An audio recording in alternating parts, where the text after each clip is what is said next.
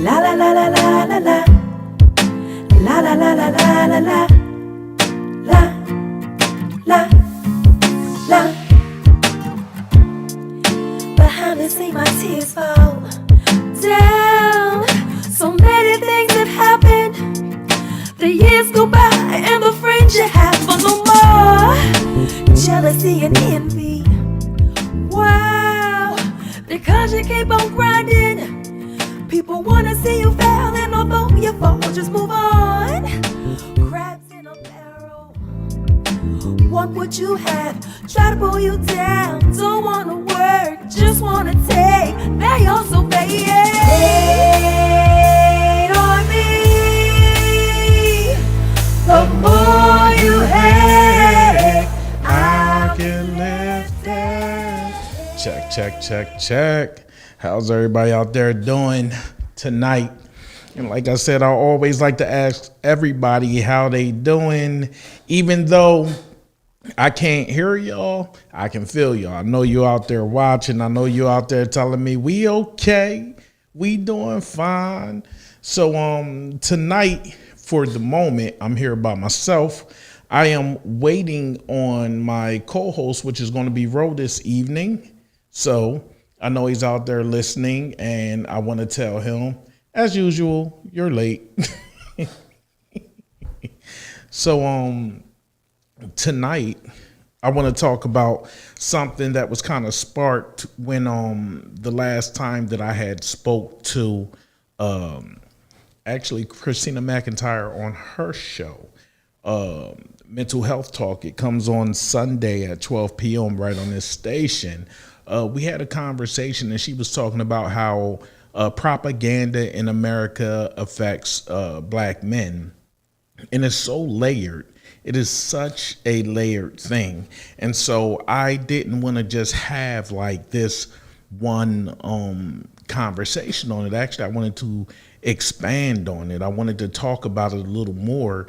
And unfortunately, we had run out of time. So I am going to take the time today to rap about it to you, at home. I know right now I'm looking down, but it's because I'm trying to invite a few people out to this discussion. So it takes a little bit, but I'm getting it. Okay. So here it is. The first thing that I want to rap to you about when it comes down to, do you know who you are? A lot of people say, yes, they do. A lot of people are in their bag. A lot of people, scream at the top of their lungs like, nobody can tell them anything or, what have you. But I think that we have a large disconnection with ourselves. We have a very large disconnection with ourselves.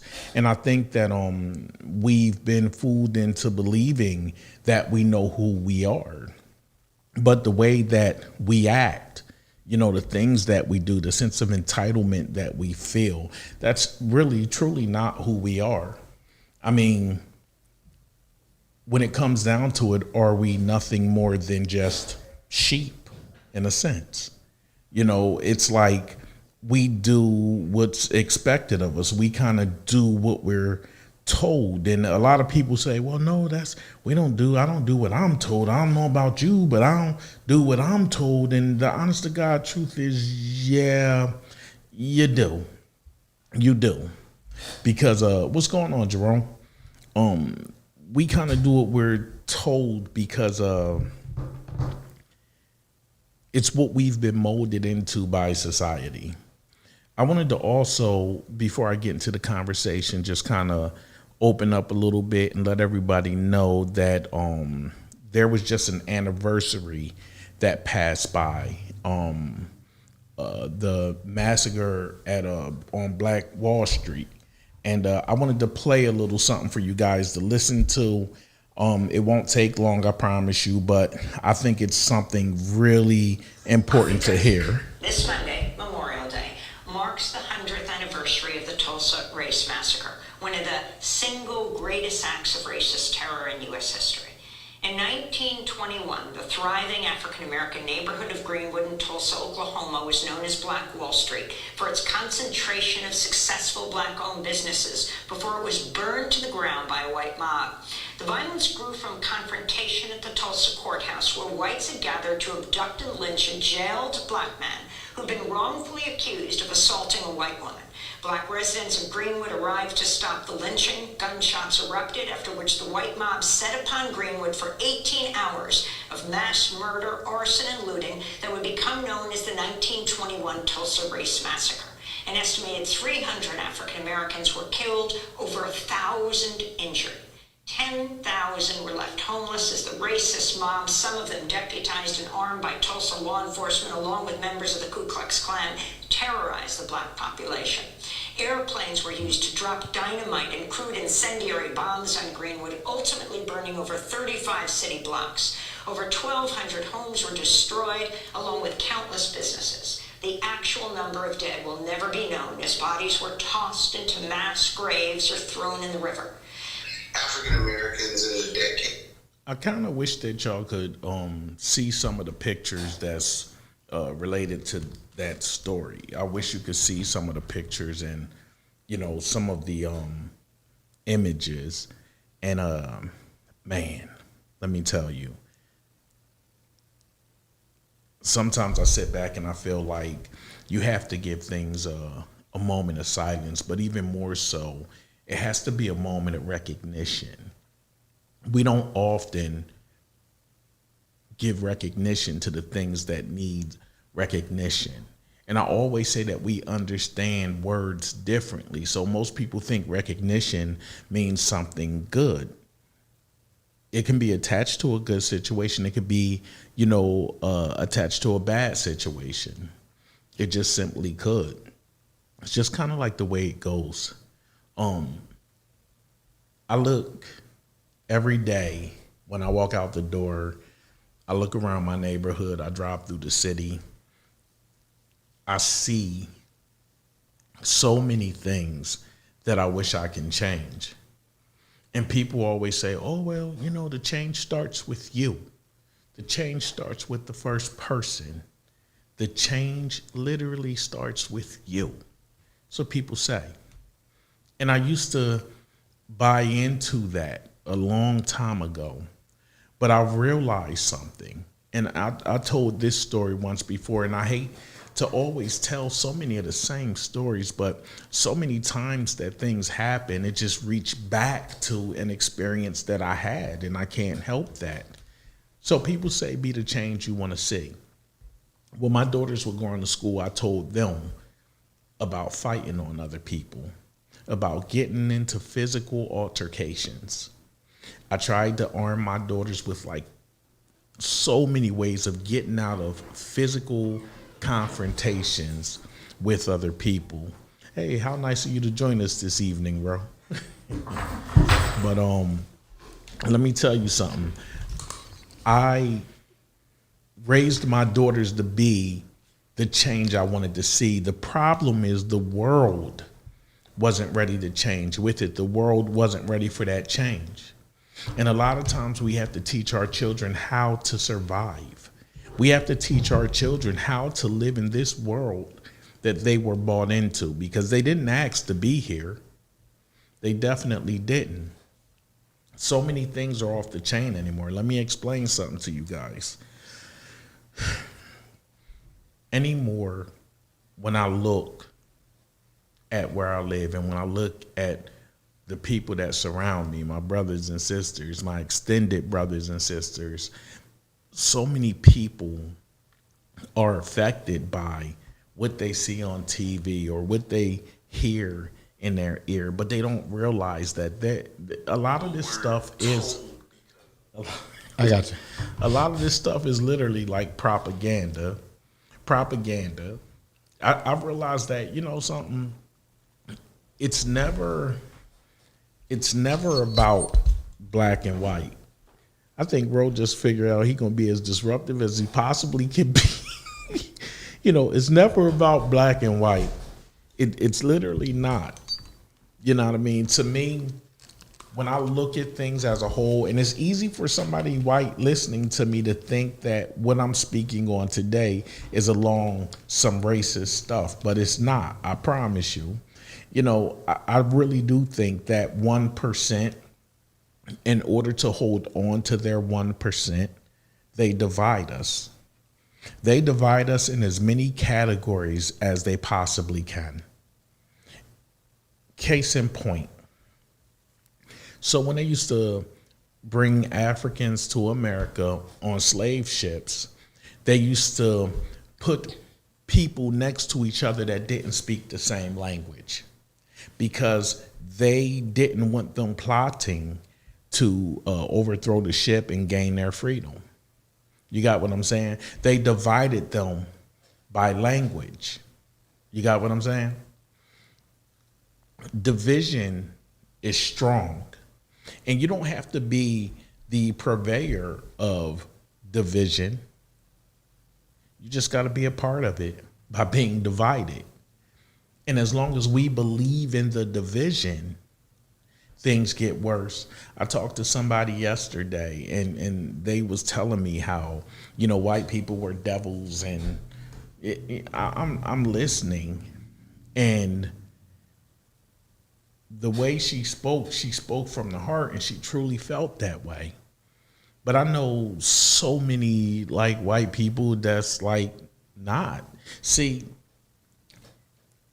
it's been set in a way that those who are in control just so happen to be Caucasian. And so what happens is the same way people look at like a black guy that might sell drugs, that might be a shooter, that might be, you know, the whole problem in the neighborhood.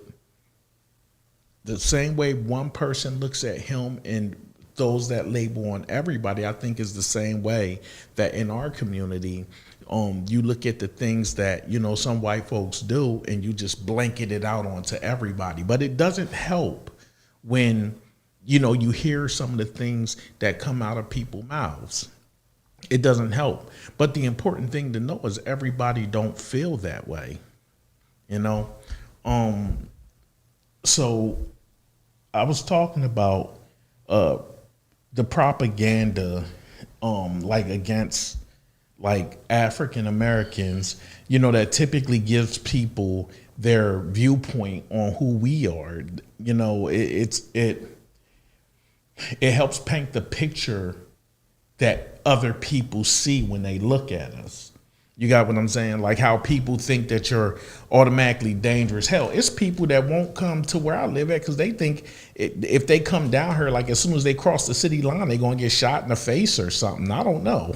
And I can tell them as long as I've been living here, nothing like that has occurred. Nothing like that has happened to me. You got what I'm saying? But talking about Black Wall Street, I believe that when you have people who build, you know, you have people who create. You had a group of African Americans, a whole city of African Americans that had banks, that had grocery stores, that had wealth, that owned their homes and all. And they're in Tulsa, Oklahoma, somewhere around there. You got what I'm saying?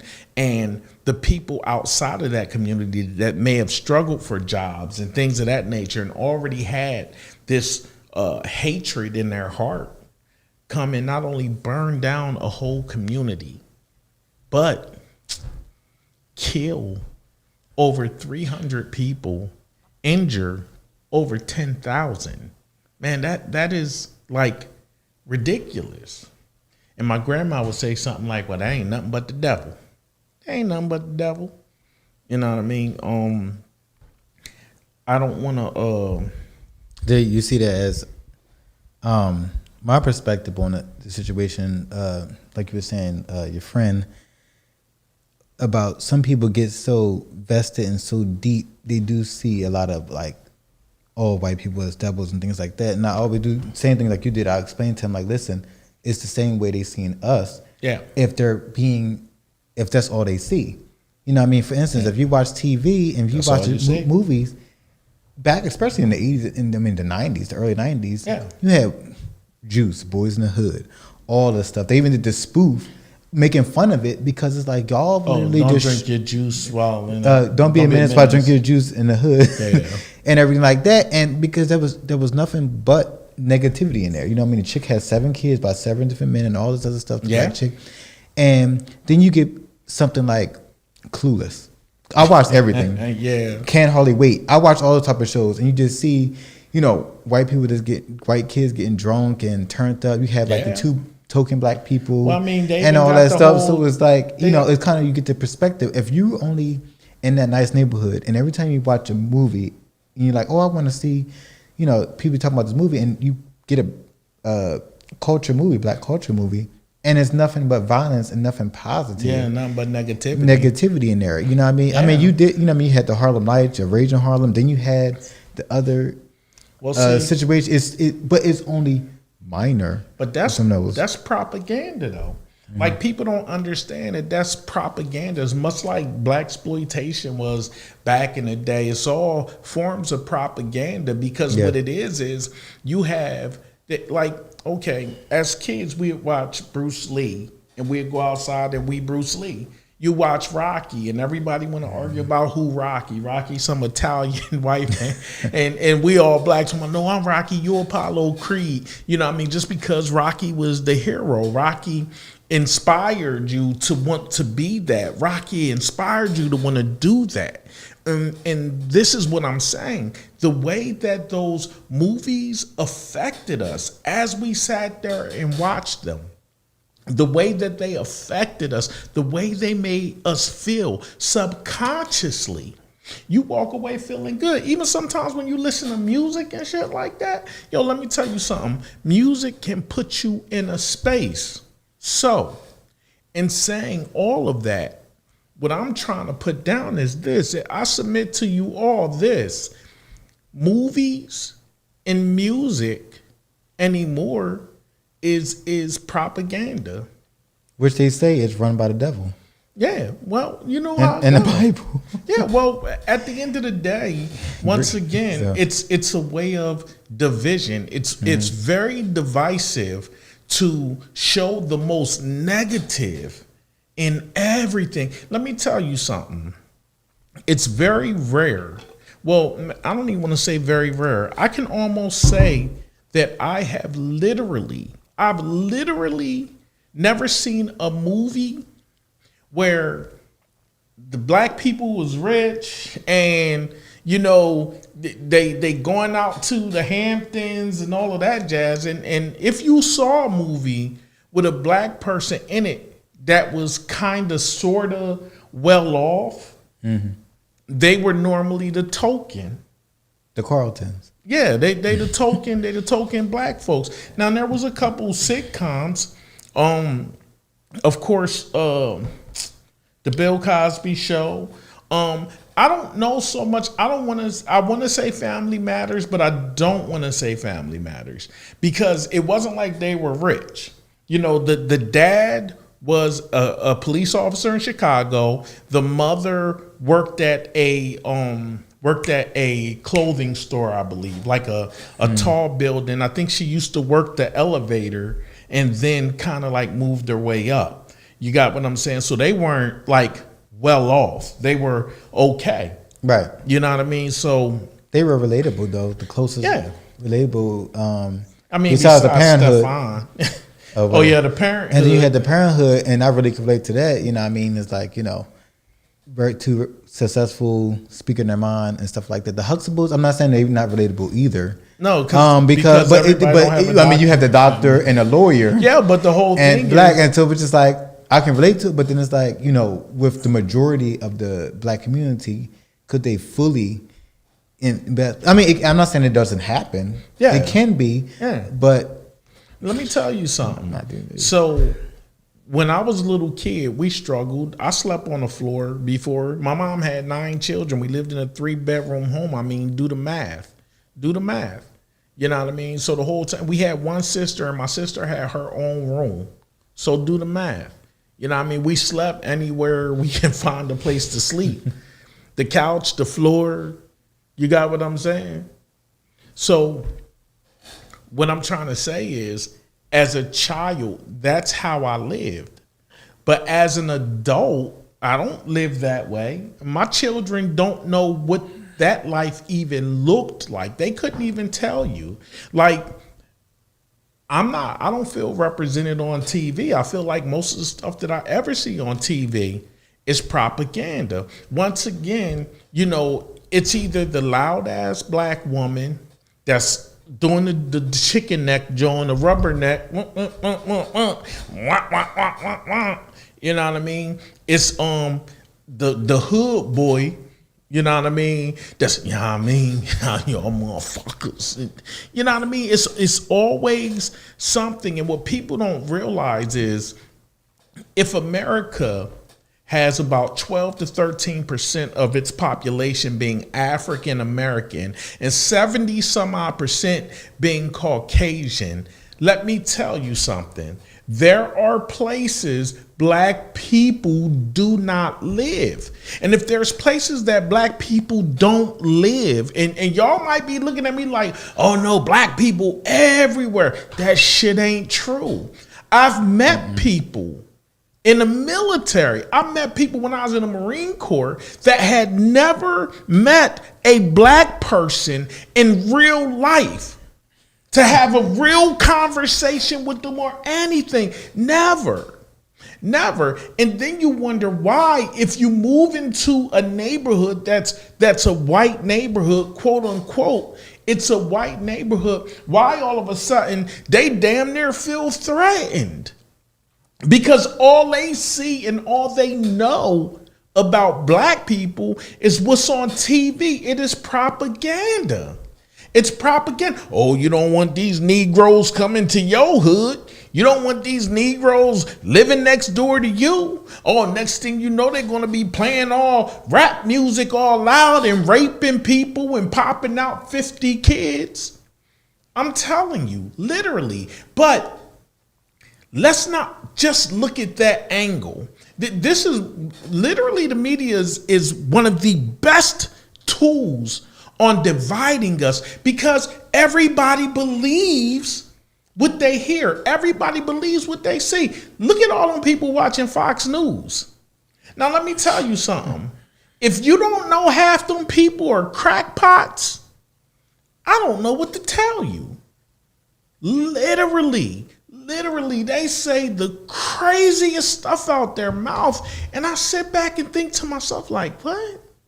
Like, for instance, everybody was talking about how Obama wants to take your guns away. Obama didn't do any laws touching anything with anyone's guns. Nothing at all. Not one thing. Obama did less for gun control than Bush. Honest to God truth. And if I'm lying, I'm flying, and I ain't took off yet. Look that shit up. Look that shit up. See what type of bills were passed when Obama was in office about gun control. I'm just saying. I'm literally just saying. So now that we got that, let's see how they say art imitates life and life imitates art. But how do you make that happen? So going along with that propaganda, here goes some realities. So reality number one, the educational system is totally lopsided. And do you know that if you live in a poor neighborhood, see, this has nothing to do with black and white. Once again, poor and rich, but it's division. It is division. So in poor neighborhoods, that they even have taken cursive out of the schools. So most children do not know how to write in cursive. They can't even do their payroll signature. And you know what the sad part is?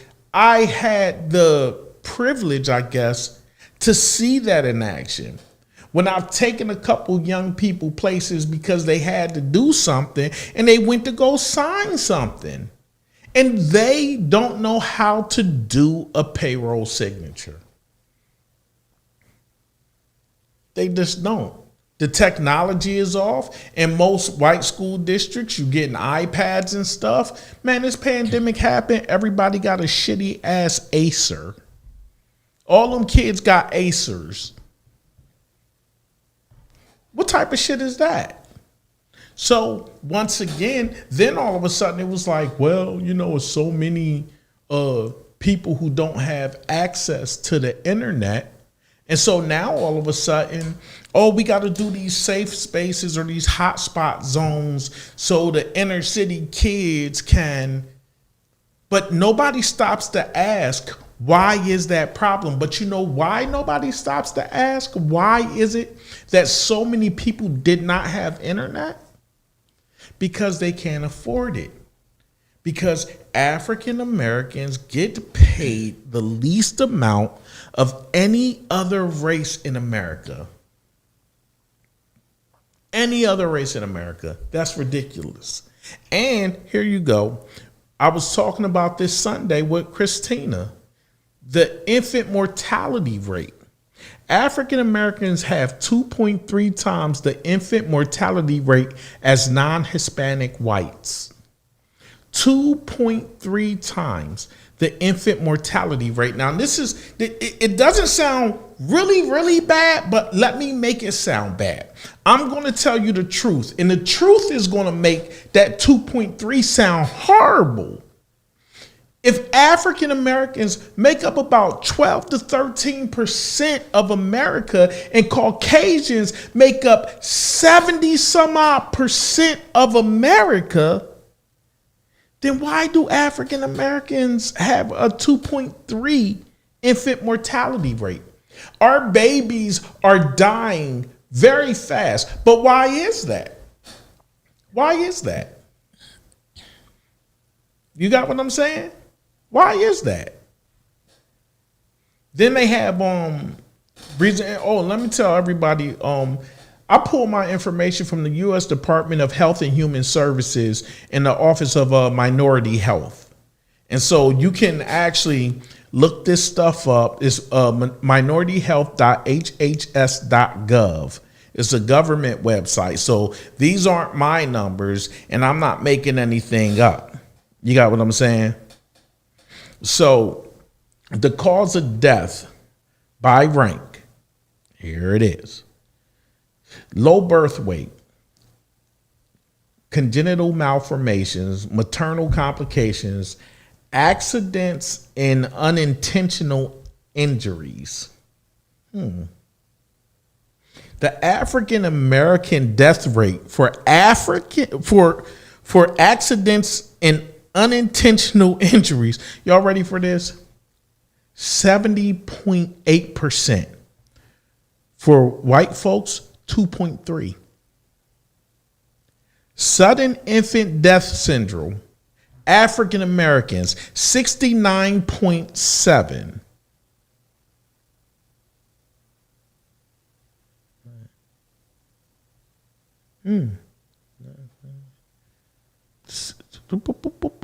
Just making sure I got my numbers right. I don't just want to be kicking y'all something that ain't correct.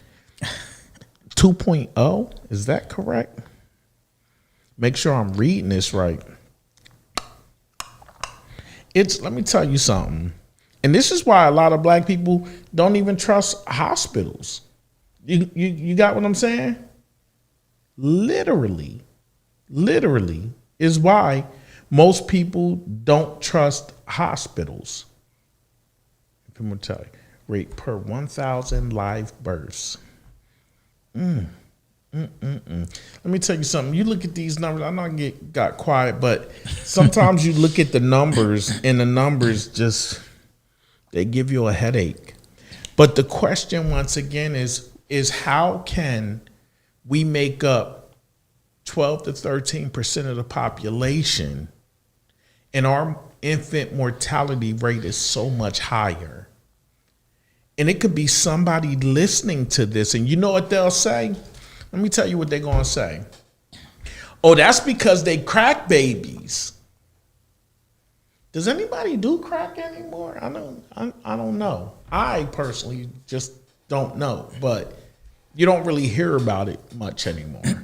You know what I mean? But upgrade. yeah, people do different shit. The Molly and juice. But the whole thing, quite simply, is this. Once again, how can our infant mortality rate be so high? But once again, who are the people that typically operate on you? Who are the people that typically come in and help our mothers give birth? Man, let me tell you something. It is so fucking crazy. Like, how do you even get a hold of yourself? How do you even get a hold of yourself? In the same way our babies disproportionately die in a fucking hospital just trying to take their first breath in life is the same way their fathers are killed in the streets. The same way their fathers are killed by the police. Let me tell you something. It blew my mind, literally blew my mind to find out Asians got harassed for a year over COVID. And they engineered a bill that was passed to protect Asians. And there's still no bill in place to protect African Americans. Not even a bill in place to protect African Americans from the police. I just literally watched a man get beat and freaking blood coming out his mouth and everything else. And then the cop forgot to turn off his camera. So while he was following the ambulance and he was talking to another cop, he literally was just admitting how bad he just fucked him up. He talking like he didn't know whether he was going to live or die. And then the cop that he was talking to said, hey, did you turn your camera off? And then click. I'm just saying. Let me tell you something. I don't think it's the people that keep us divided. There are some people, but I don't think it's the people. I think the attitude that has been engineered over many years before y'all even came here, attitude that has been engineered over many years and perfected and passed on, is why we are looked at in the light that we're looked at. And I also want to let y'all know just some food for thought. So we always think that it's only our looks and stuff that get passed on through DNA. It's going to fuck your head up when you find out personality traits can be passed on through DNA. You got what I'm saying? If you're timid, if your mother and father was timid, you might be timid. But see, DNA is a funny thing because sometimes it skips generations. Sometimes personality traits can skip and it may not be in you, but it may be in your child. You got what I'm saying? So I put a theory out a little while ago, and I'm going to put this theory out on the table again. I'm going to ask you what you think about this theory, bro.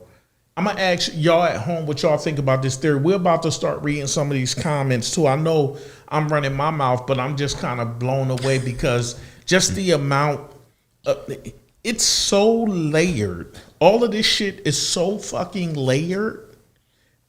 It is almost impossible. Literally almost impossible. Let me tell you something. If you Christian and you believe in the story of Noah, and you know the reason why God said he was going to flood the earth, it got so complicated. God was like, fuck it. Drown them all. just drown them. Because it was easier to kill off the planet than it was to change people. And the way this shit is engineered here, I said all that, and I was going to say something, and I done freaking fell off of what the fuck I was going to say. I was saying, oh, yeah. Here go the theory. So my theory is this. So I mentioned this before. I'm going to mention it again.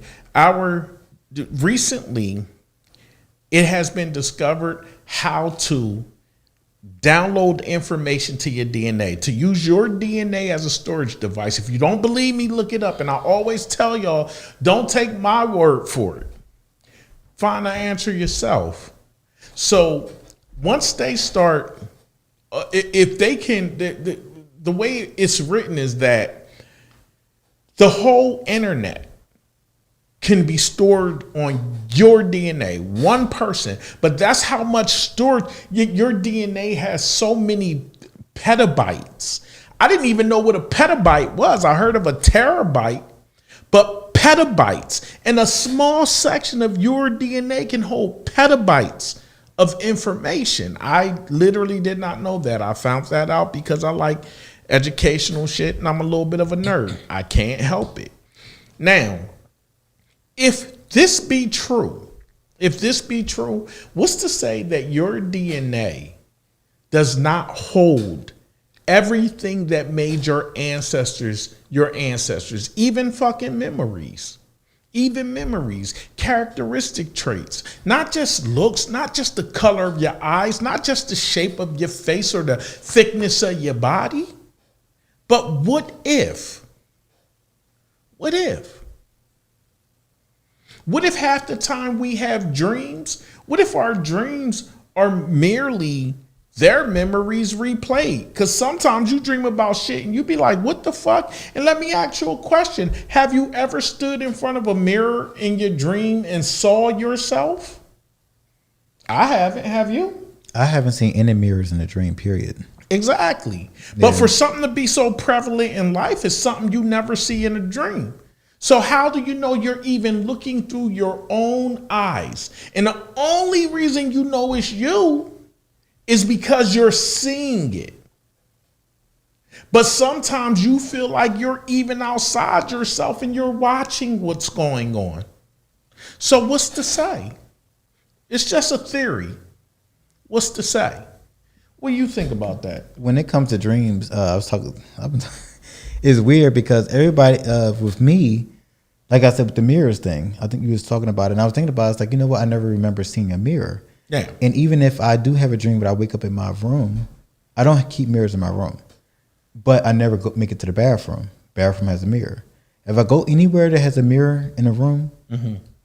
and I walk into that room, mm-hmm. the dream turns to something else.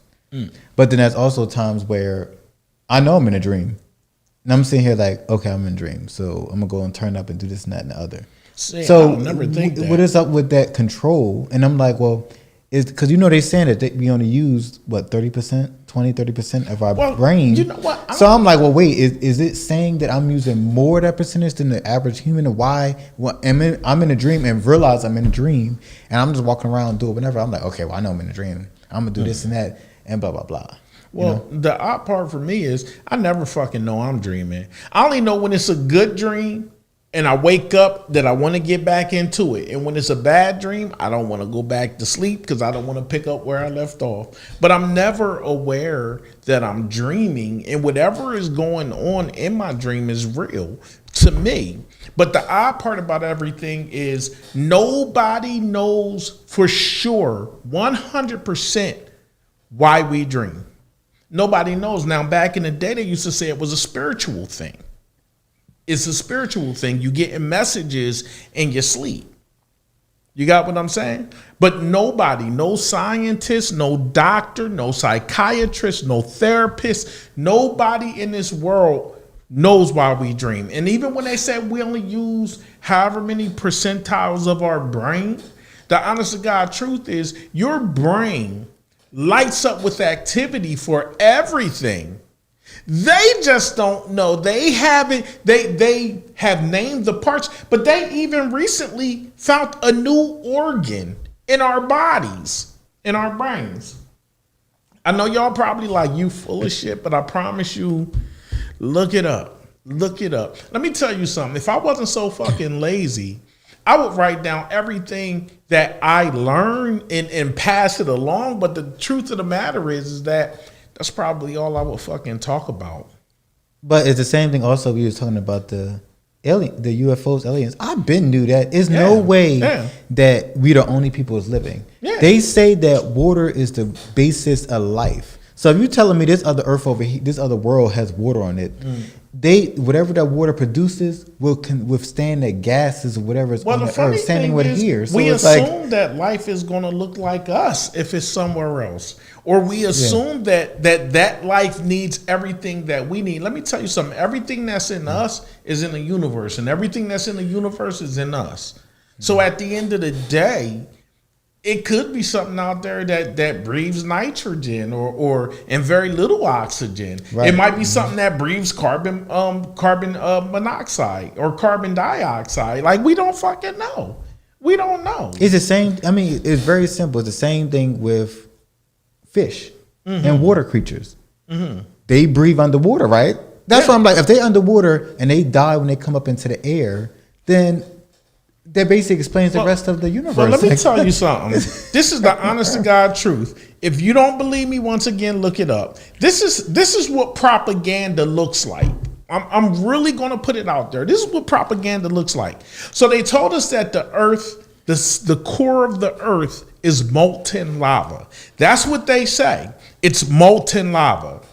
And then you come to that point when you find out that they don't know.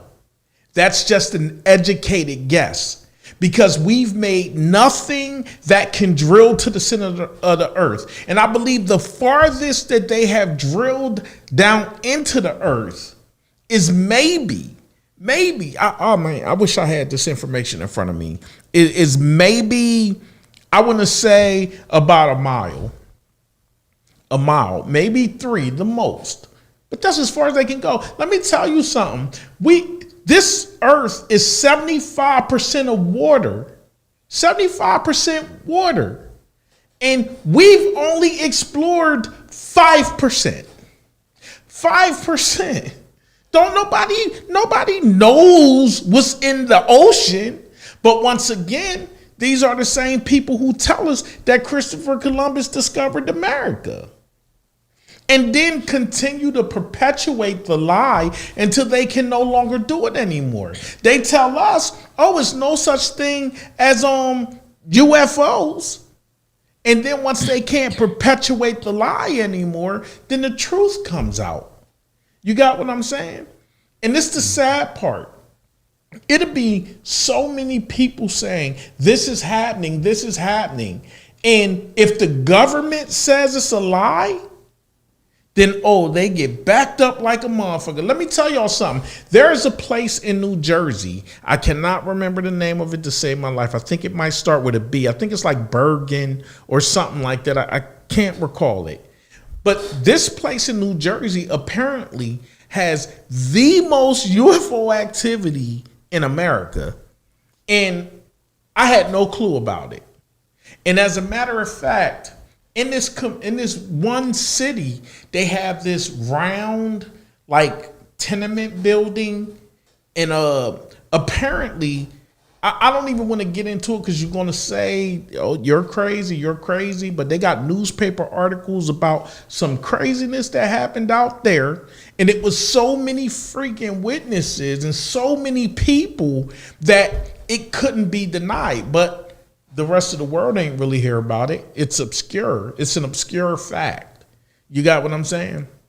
And that's just the way things are. But when you can take these big stories, when you can take these big facts and truths and just whitewash it and toss it out for the people to ingest, anybody who disagrees with it sounds crazy, because guess what? You've been indoctrinated to what the powers that be want you to believe. You've been indoctrinated to all of that. And this is why we believe the worst about each other. This is why we feed into so much propaganda. You got what I'm saying? You want to read some comments? Yeah, Christina said, rarely do you see positive black movies on main screen. That's why there was some upset when Black Panther came out. Lord, let me tell you. And that situation right there reminds me of the situation with the Bill Cosby. And the reason why I say that, remember I was telling you before, so Bill Cosby came out his situation first. So what they did on regular TV, not cable, but regular TV, they took away the Cosby Show and A Different World, which is impactful, right? Yeah. But then, what's that lady name? Roseanne. She did her thing. Oh yeah. They stopped her show, but they stopped the recent one. Yeah, not the old one. But the old ones still come on regular TV. Yeah. And then not only that, they did a spinoff. So and then there's a couple of other shows goes on, and it's a shame that they do all that. It's like they finding a reason to take it off. Yeah. You know what I mean? They do Well, have I mean, the look at it. network. Just like when we was talking about Black Wall Street early on, black people were doing really well building a community, and as a matter of fact, It was more than just that. They had a whole ocean front in what, North Carolina? yeah, North Carolina and yeah, everything. oh yeah, a whole ocean Yeah. front that was literally stolen from the people who owned it, and their ancestors got nothing. Matter of fact, I think they just got that land back. And for those of you who was wondering about the spot that I was just telling y'all, it is Bergen, New Jersey. It's Bergen, New Jersey. So do some research on that place. And the one place that they call it the Stonehenge building. That's the cylindrical place I was telling y'all about. Go ahead and read the comments. Charles said, I know I grew up in a white neighborhood, white schools, and I don't remember having not one black teacher.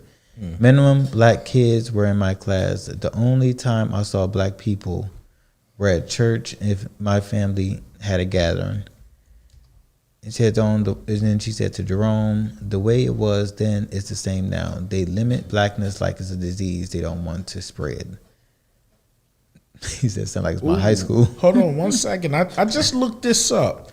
I just looked up black propaganda. So black propaganda is a form of propaganda intended to create the impression that it was created by those it is supposed to discredit. Black propaganda contrasts with gray propaganda, which does not identify its source, and white propaganda, which does not disguise its origins at all. So white propaganda doesn't hide where it came from. It's just like, hey, yada yada, blasey blasey. But most of the time, for the nature and consequences of black propaganda, it's typically more dire. Wow, this is pretty big. Go ahead and read some more comments. I'm sorry. Jerome said it's also propaganda to cause the message and imagery isn't so positive. All right, let's see. He said, Christina said, or the white girls who thought they were cool because they dated black guy. One black guy. And then if that black guy cheat on them or do something wrong, then all of a sudden all black people are horrible.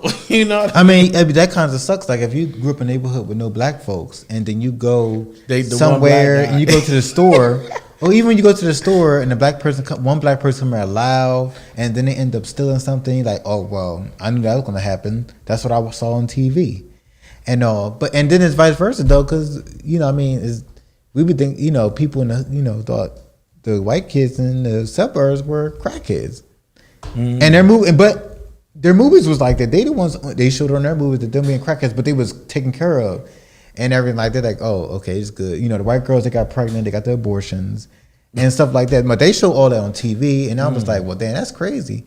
You know what I mean? And then I'll talk to them like, well, that's some bullshit. But I'm like, well, exactly. It's the same thing with us. Like you know what I mean? But the ones who want to listen. Shit, both ways. And this is something else that's a little deep too. I wanted to let y'all know.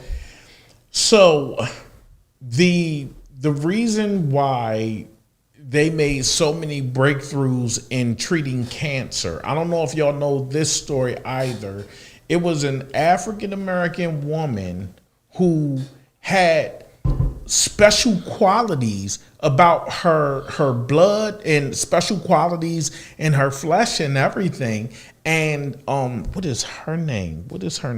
I'm sorry. Go ahead. I keep getting like, oh my God, it's so many things that I know, and then it's popping up in my head like crazy. And then I'm like, oh, wait a minute. That's that DNA. Yeah, I'm telling you. I am telling you. As Christine said, my sister-in-law said when she gave birth in the hospital, she had a hard time getting help from the white doctors, and foreign ones were more attentive.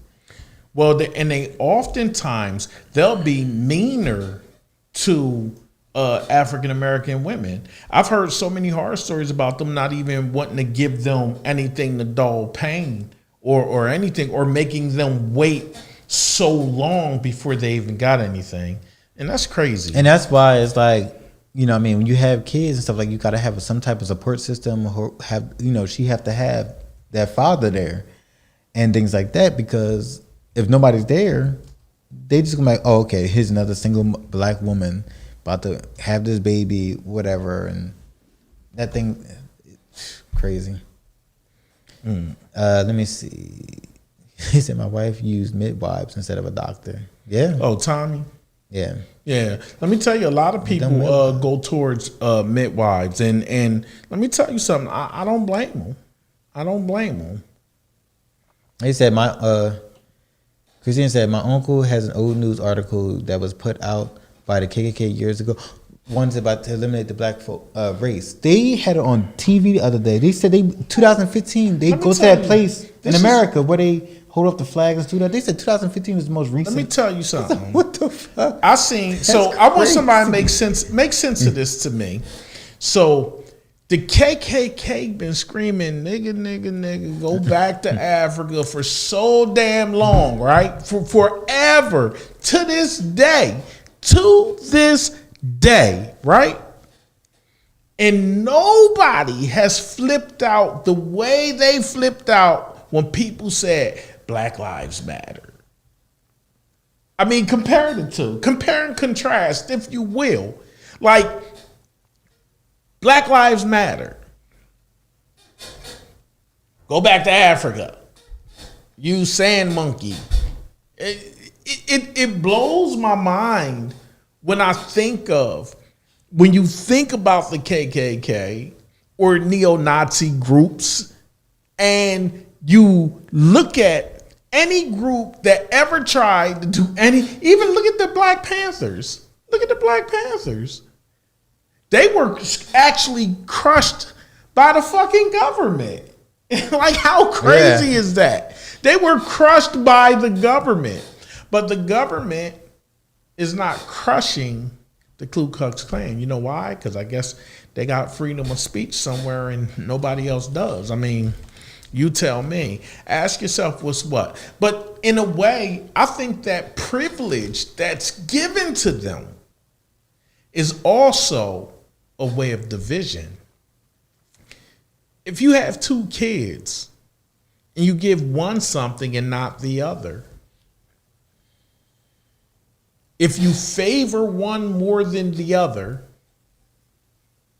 what you think will happen? So the very thing that seems so poisonous, honestly, can also be a tactic and can also be a part of propaganda, can also be a way, a literal way to keep us divided, to keep us fighting each other, to keep us at each other's throats. Because let me tell you something, the most dangerous thing that could ever occur is for us to come together. That is the most dangerous thing that could ever happen. Can you imagine what this world would be if we all came together? Let me tell you something.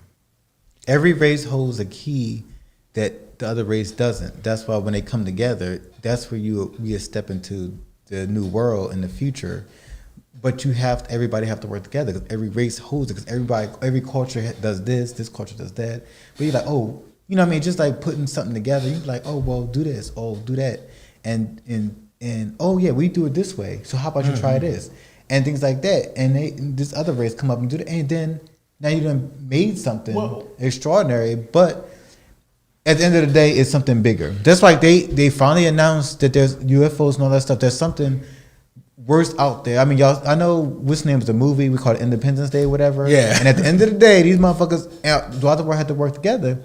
But if you put I stuff always out said there, that's you the would only think- way everybody will ever come come together. together. But if you do, why would you wait until that happens? That's ridiculous. You know what I mean? It's the same thing with the military. You got racist motherfuckers in the military. You sit like, damn, fuck this motherfucker. I know he racist. He ain't had no black Let me folks tell you living his. something. But we got to work together. For some reason, You know. For some reason, I saw a comedian the other day, and the comedian said, and it was so funny.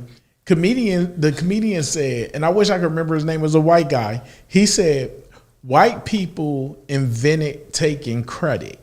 That's what he said. And I fell the fuck out. He was like, a white guy just walked up and said, hey, well, what are y'all? He said he walked up to some other race and was like, what are y'all doing over here? He said, oh, yeah, we created this and it's going to benefit all of society and we just use it. So who makes it? Oh, it doesn't matter because we're all using it. He said, oh, well, I guess I made it. You know what I mean? He took credit for it and monetized it. So that was funny. And let me tell y'all something else. Did y'all know that the Wright brothers did not invent flight? Did y'all know that? Did y'all know, even though you can even go back and I think it was, I want to say, I know I'm wrong as hell because I cannot remember the name of this artist, Da Vinci. So they said, hey, Da Vinci, you know, he drew wings and helicopters and stuff like that. Let me tell y'all something. An African invented flight. There was even a statue that's erected of this African American. They got him standing there with wings on at a major airport in damn this brain. You know what? I'm gonna start writing shit down. I'm gonna start writing shit down because it's all of these good points that I want to bring y'all, and with every point that I want to bring y'all, it's just crazy. Now, let me go one step further. So for everybody who's deeply Christian, you might want to cover your ears. Now, I'm a very spiritual person, and I believe in a higher power. I believe in God. I do. But lately here, there's been a couple of things that I have questioned about, well, not even lately, actually for a very long time. And it started from the time I was little and I questioned things that just didn't make sense. For instance, hell doesn't make sense for me. And I'm gonna tell you why. When I was explained about how omnipotent God was, when I was explained about his boundless love for his children, when all of these things was poured into my head as a child, the one thing that I couldn't help but think was, well, I'm a human being, right? I'm a human being. And now that I'm older, I have children. And I don't care what my kids did. I can punish them, but can I punish them forever? See, someone omnipotent, can they be jealous? Is that even a thing for someone who is omnipotent? I can't even say someone. Let me tell you something. In the Garden of Eden, there was two trees. There was the tree of life and the tree of knowledge. So God didn't want, and this is just going to be food for thought. God didn't want Adam and Eve to eat from the tree of knowledge because then they would know what God knew. And they would know that they were naked. Read your Bible, read your Bible, read your Bible. You can question this, but read your Bible. I promise you, you'll read this. It was a tree of life and a tree of knowledge. So the reason why the tree of knowledge was not permitted for them to eat from, because then they would know as God knew. So the reason why they couldn't eat from the tree of life, because the tree of life gave immortality. So right? They eat from the tree. God comes in the garden, and they knew they were naked, so they sold fig leaves. This is the story in the Bible. It's not my story. So they sold up the fig leaves and everything. And when God came into the garden, Adam and Eve hid from God. So God is omnipotent and all-knowing, right? Just a question. He knows everything. God is everywhere, right? So when he came into the garden, he had to call out for Adam because he didn't know where Adam was. He said, Adam, where are you? Adam wound up saying, I'm here. And he said, why do you hide from me? Adam said, because I'm naked. And God was like, you must have eaten from the tree to know you were naked. So if God knows everything, then God would have already knew that Adam ate from the tree. And you know what the odd part is? If you talk to people, if you talk to pastors, because I ask questions that I don't really get satisfactory answers to when I was younger. Even when I was in the Marine Corps, I went to church. And that's literally when I stopped going to church, when I was in the Marine Corps.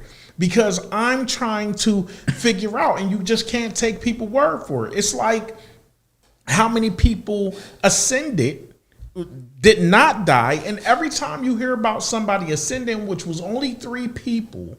So number one, there was a guy in the Bible named,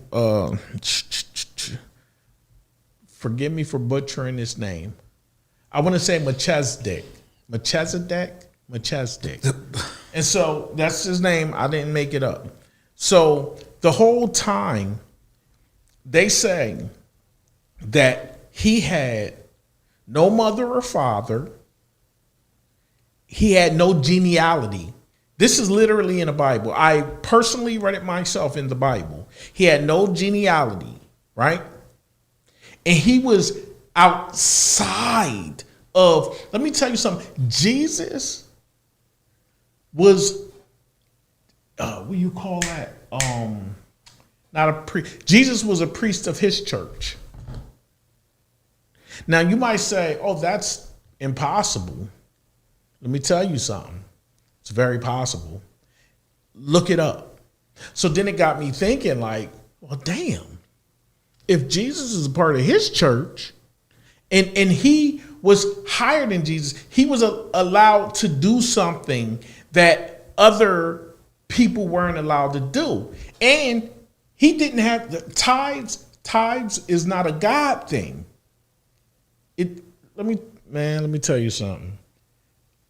I'm going to let you read some more comments because, like I said, this is a jumbled moment for me because I have like a lot of information in my head and I should have wrote down bullet points. If I would have wrote down the bullet points, I'd be sticking to the script. But I'm telling you, you need to understand this. Stop following people blindly. This is the reason why racism and things like that exists. Because we follow blindly. When you go into a church, that pastor is your God. That is your God. Believe it or not. Because pastor can't do no wrong. That, oh, you got to come here to get counseling from the pastor. Let me tell you something. Before I let another man tell me anything, I will find it out for myself. Let me tell you what makes counseling so good. This is what makes pastors and counselors so different, but counselors better than pastors. Because a counselor listens. A therapist will listen. They will let you talk. And the answer is always right inside of you. You already know what's right. You already know what's wrong. But when you say it out loud, and you hear yourself talking to someone who is just listening, and when you look at them, you feel like you're being judged and you should know better or something. I don't know what it is, but you'll say, I need to stop doing this to myself. or I know this person is just not right for me. This person is no good. You will wind up diagnosing yourself, coming up with your own plan of action. You will get all of this stuff together, but a pastor always want to tell you what to do. And let me tell you something else. How come if Enoch walked with God, this ain't church, but I just need to understand this. Enoch walked with God, and Enoch was taken up by God. Enoch walked with God like every day, and he was taken up by God. So why in the hell is Enoch only mentioned in the Bible like 2 or 3 times? Enoch got a whole book that was found along with the Dead Sea Scrolls that everybody is raving about, but no one's raving about the books of Enoch. Why is that? Just putting it out there. Like, to me personally, I don't know. This guy literally walked with God. This guy was so good that he did not die. He ascended. God took him up. And this ain't church once again, but this is what I'm trying to say. We just listen and we blindly follow. We don't ask questions. And we've been indoctrinated so much in this country that if you question God, if you question the God you were given, you feel guilty. If you question the God you were given, let me tell you something. Isn't it so good that the same people that bring you hell control your life, control your death, and then tell you to be thankful and turn the other cheek to make you pacified, to make you sheep? Exactly how it's stated, sheep. It should have been a lemming, so we can all run off a cliff together, just following who's standing in front of us. Because, hey, they got to know the way. They have to. Let me tell you something. I know it's somebody looking at me right now thinking blasphemy. I know it's somebody right now looking at me thinking, oh, he's going to go to hell. But I tell you what I believe in, there is no hell. It can't possibly be. If anything is hell, it will be this fucking rat wheel that we're running on, this little wheel for gerbils, and we're just weak, running in our little circle and act like we're going somewhere, and we're not. Fucking pay all your money for fucking health care. We take our babies to the clinic and they want to tell us our babies are fucking slow. Let me tell you something. There are more individual education plans for kids living in poverty-ridden areas than anywhere. What makes our kids slow? What makes our kids slow? Somebody tell me. It's so much shit that's not in the Bible, it's ridiculous. But and they're missing over 2,000 pages. Yeah, and we also have to keep in mind this. There's a King James version. I wonder why there's a King James version of the Bible. I tell you what, this is what I'm going to do. In all my candid splendor, I'm going to do what we all do in America. I got to turn my phone up for this, and we're just ask Google. Hey, Google, why is there a King James version of the Bible? History.com. In 1604, England's King James I authorized a new translation of the Bible aimed at settling some thorny religious differences in his kingdom and solidifying his own power. But in seeking to prove his own supremacy, King James ended up democratizing the Bible instead. Oh, wow. So that's not my words, and we all Google. Did you just hear that? In 1604, England's King James authorized a new translation of the Bible aimed at setting some thorny religious differences in his kingdom and solidifying his own power, but in seeking to prove his own supremacy, King James ended up democratizing the Bible instead. That's some deep shit. That's some deep shit. That is some deep shit.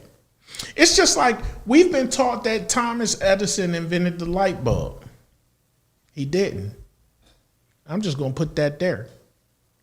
I think one of his assistants actually came up with the longer burning tungsten that goes in the middle of the light bulb. But he didn't invent the light bulb. Like, it's so much stuff we've learned and none of it's true. Why are we even doing this? Why is this a thing? This is literally a thing here.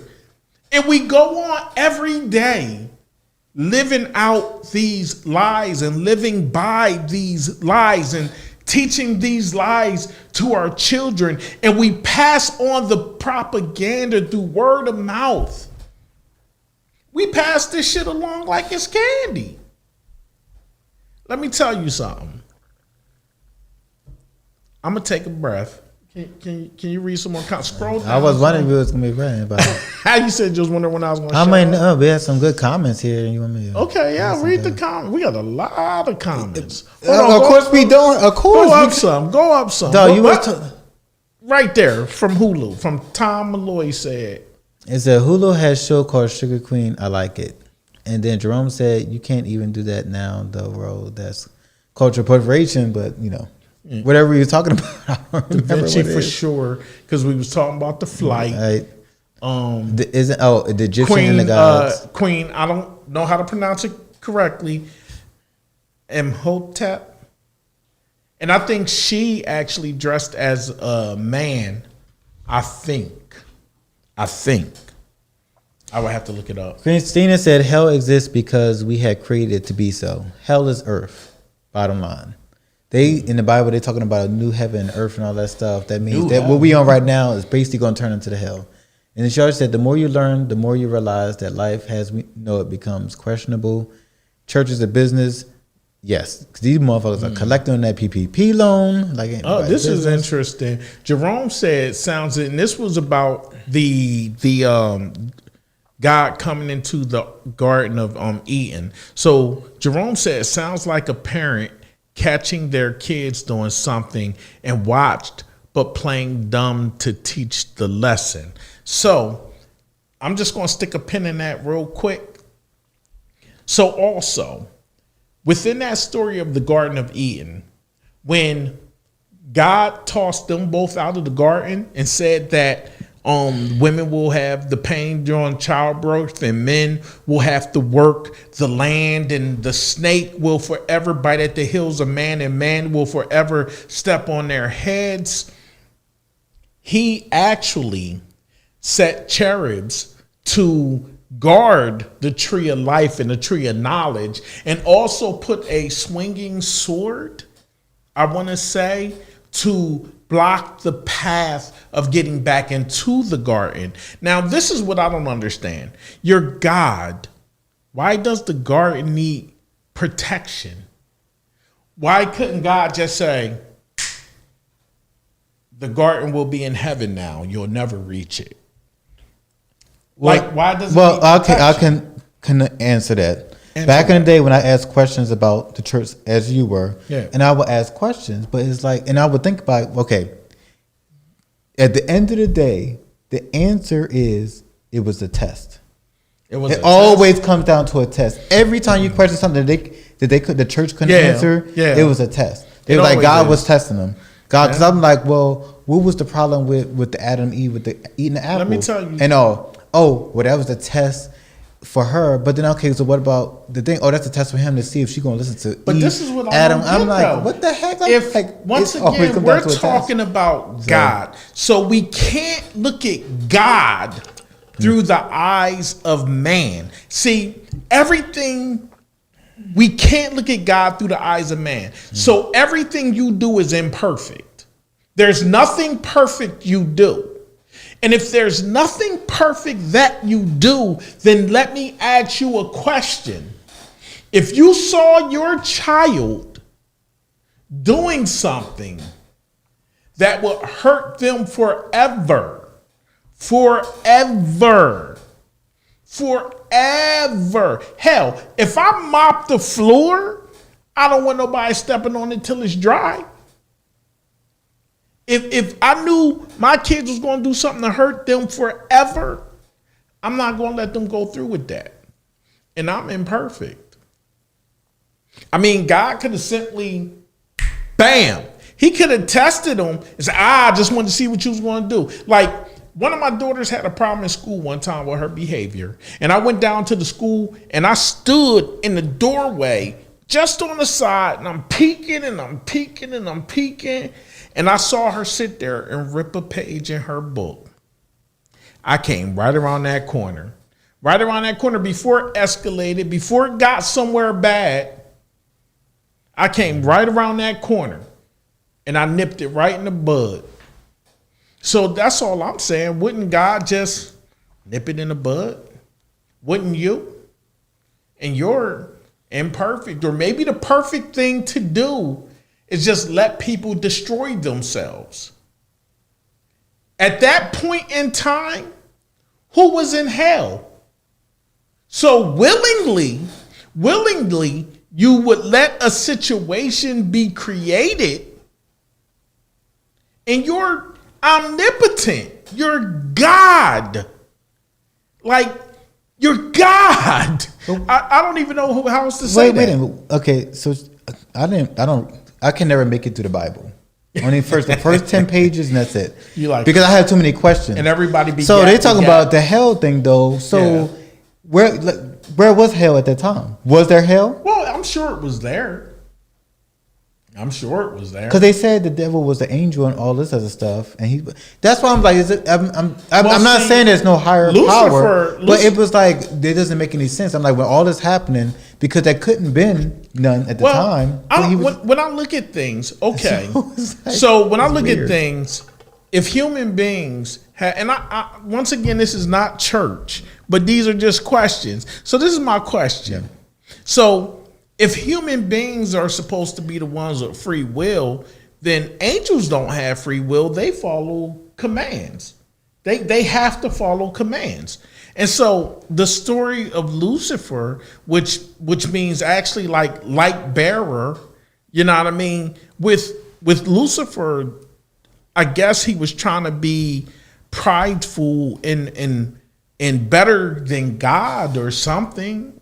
If I can recall that correctly, I haven't read that in like 50 million years. You know what I mean? And the price that he paid was, let me see, hold on. No, this ain't the way I look stuff up, but just for quick reference. Hey, Google, why did Lucifer get sent to hell? Jesus. What the devil? Princess of Darkness is misunderstood. How, why, and when did Satan fall to heaven? So can you read some comments while I'm looking this up real quick? You're right, Christina. The church is within us. She said, learn more, question everything until you feel satisfied. Tom Malloy said they omitted his book out of the Bible because of the aliens or such he spoke of. King Noble says King James removed him and Moses from his Bible. Of course, yeah, they did that in the original Bible, just removing stuff. Christina also said that's why people are afraid to sit in quietness with themselves, because they will eventually hear their own voice and it will scare the shit out of them. They might not be ready to hear themselves. We have been conditioned to listen to others and question ourselves. Tom said they admitted Book of Thomas, just as with Enoch. Nietzsche said the Book of the Dead is where the 10 Commandments come from. Christina also said my aunt had a collection of the lost books of the Bible, and now that I'm older, I wish I kept them. It's amazing how much was left out. Hold on 1 second. So in Isaiah 14:12, it says, how, and this is referring to Lucifer, how you are fallen from heaven, O day star, son of dawn, how you are cut down to the ground, you who laid the nations low.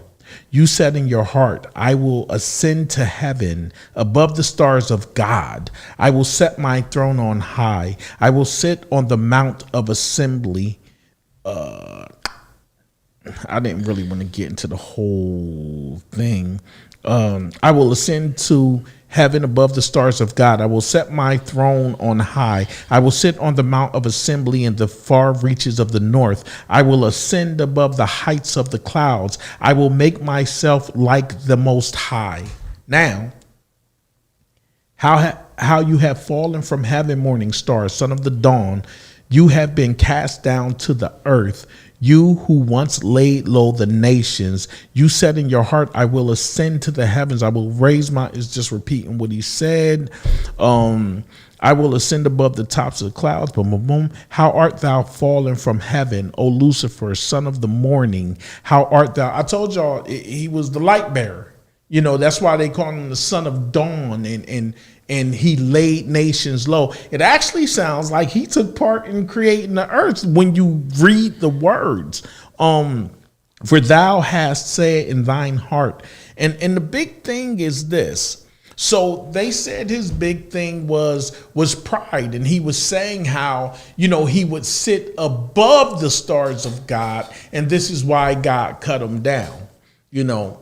But once again, when we talk about omnipotence, when you talk about a being that is so far above and beyond, you know, what we truly know, you got to ask yourself, could God feel threatened by an angel? I mean, what would it really matter? I mean, even with us, with our imperfect love, we tell our children sticks and stones. You can hear this man talk about he wouldn't do anything. That could be your crazy uncle at the barbecue. You got what I'm saying? See, love is understanding. That's what love is. Love is understanding. It just is. But I mean, they tried to explain it through Greek mythology with the Zeus situation. And he was going off, well, his father, his father's father, it was lineages where basically one of your sons is going to kill you and take your throne. And then Zeus got to the point where anybody he felt as a threat, when he got to him, he took him out. He's like, shit, I took my own fucking father out and my grandfather out. And everything like that. That's on some man shit, though. No, it's like they taking the thought of God, the Bible, and putting it in mythology, and putting in mythology, and like, well, what if this was the situation where God was like in a Zeus situation, and feel like he's being threatened. We don't know what his history is either. But we're going to create this history. Yeah. But this is what we see from now, and he's feeling threatened, so he take them out. Then he knows that one of his sons is going to come and kill him and take his throne. He don't want to lose it. But that's his son, But people don't. That's why I'm saying with the Bible is the kind of crazy, because these questions that I need to know for me to believe it is not being answered. I know it's a higher power. Yeah. It's just that stuff is not making sense because the man made. Yeah. For me personally, I look at it like this. How can you go to hell when you don't even fucking understand? When you don't even understand. When nothing is coming down. Like people say, oh, you got the truth. It's in the Bible. Okay, is this the King James Version? Is this the Bible for dummies? Is this like the New Testament, the Old Testament? Like what the hell? This is the questions I had since I was born. Kwa Okwe said, the only thing I question about the Bible is who was there to document every event that took place in it and wrote down every line quote for quote. Good question, Kwa. Let me tell you what the Bible is. The Bible is a collection of stories. It's a collection of, it's something like if every person on this thread had spent some time with Ro and we all wrote our own stories about the time we spent with Roe, right? So it's so many books, it's so many stories about being with Roe. Then let's say the Catholic Church said, well, we're going to use this story and this story and this story and this story. We'll leave these stories over here. These are the stories we want. And then let me tell you what the true story of Babel is. So not only did they take human testimony, which quite honestly is the worst testimony you can ever have because people exaggerate and embellishing a lot of things, then you want to take it from one language and translate it into another language and then translate it into another language. So you're losing meaning within all of that. Then you have someone who's trying to take over the world, freaking kings and shit that was trying to take over the world, who turns around and says, okay, well, I want to take these points that people are arguing about and change them so nobody be upset. Do you know it was a crime? It was a crime in fucking England, I want to say, in Europe. It was a crime in Europe to fucking translate the Bible into English. It was only to be in Latin, and they killed about 300 people for doing it, for literally doing it. They killed them, stripped them naked, burnt them at the stake. If I'm lying, I'm flying, and I ain't took off yet. But let me tell you, after so many translations, after so many changes, regardless to anything, are you reading the truth or are you reading what somebody wants you to read? The way that they picture this should be. Why is there so many different sects of Christianity and stuff? Because people never agree. People never agree. You're worshiping like this, and somebody else over here thinks that you should worship like this. You got what I'm saying? And so then they break up and they form a new church.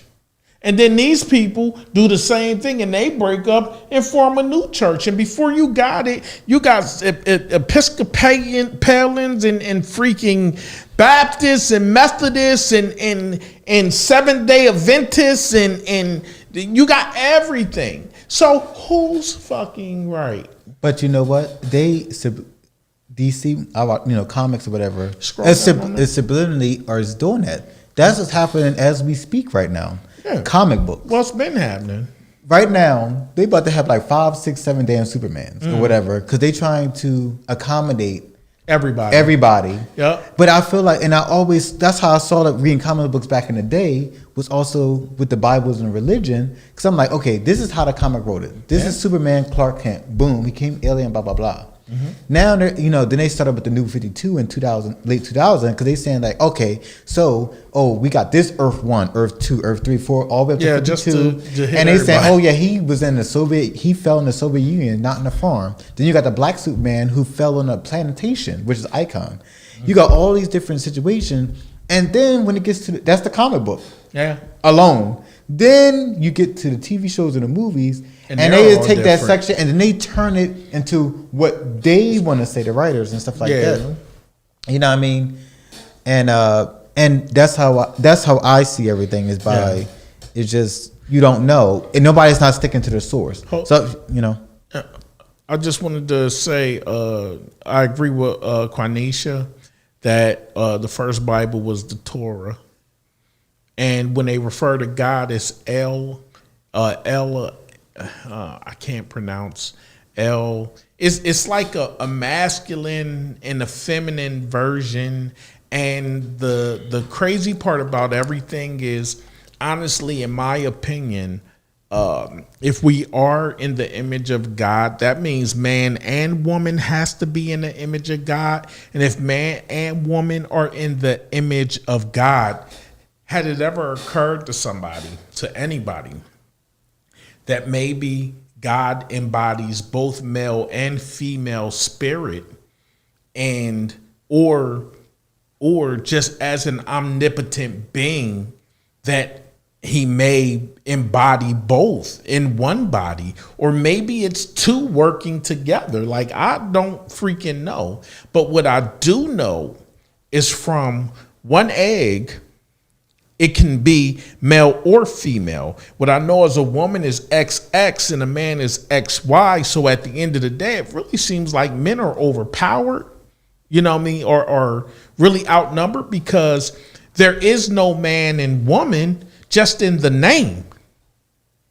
But there is woman and man, but it's not in the name. And I don't know if y'all get what I'm saying here. There is no man and woman, XX, just in the name. Whoa, man. A womb and a man. I know y'all probably like, what the fuck? But just think about it. But there is a woman and man, just no womb. You got what I'm saying? That makes sense? That makes sense. XX and XY. Yeah. There's no Y, and the women don't carry Y. No, not at all. So Instead, when they even with that being said, with that being said, it makes you think larger. It has to open up your mind a little bit more about omnipotence, about what a higher power possibly is, or what it can look like. Because if God made man in his image, then why do we have woman in us at all? Just a question. And then everybody says that the Garden of Eden, that the tree was an apple, when apples were invented. Apples were invented. They didn't even exist back then. And scholars and historians believe it was a fig tree, and that the fig was the forbidden fruit. Just putting it out there. Yeah, out of all the fruits, it was the apple. Can you read the comment that just popped up? Or matter of fact, go to Christina right there and read down. Christina said, sin is the forbidden fruit. When we do things that are new, we become more knowledgeable of those things. Pleasure can become a sin if we allow it to become an addiction, overindulgence. The forbidden fruit is a hidden message for something else, which I believe. I like that. I like that. Read the next one. She also said, it's all of how we interpret it. Everyone sees, hears, and receives things differently. Let me tell you something. I dig that. I dig that. The sin is the knowledge of. And rather we choose to overindulge or not. Go for the next one. Quanisha said, Trinity is masculinity, feminine, and child. Yes, indeed. Yes, indeed. Noble said, remember the first Bible is the Dead Sea Scrolls after the water settled scrolls were used as God's word, and the pilgrimage to Mecca was started. Yes, sir. Yes, sir. Let me tell you something. It's a lot of stuff that we are not knowledgeable about. And the problem is that we will fight tooth and nail over what our mama told us, over what our daddy told us. We'll fight tooth and nail over what the pastor tell us. We get upset when any of that is challenged, because you know what? We don't like change. We don't like change. To learn something new is to open up your eyes to something you never knew existed, and it makes you question your existence. But why would you want to question your existence when you're so comfortable? You're so comfy. It's like a warm bath. Who wants this knowledge? Who really wants this knowledge? And is that me trying to challenge God? Hell no. I would never be arrogant enough to believe that I am higher than something that is higher than me.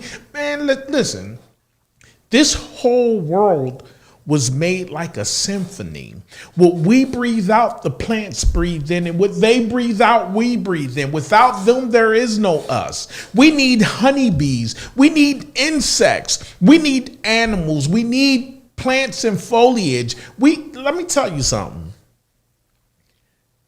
Even when I think about the human body, Our heart, man, that heart pumps every day, whether you're sleeping, whether you're awake. We dream and go to mystical places in our minds. I mean, come the fuck on. You can slow your heart down just by meditating.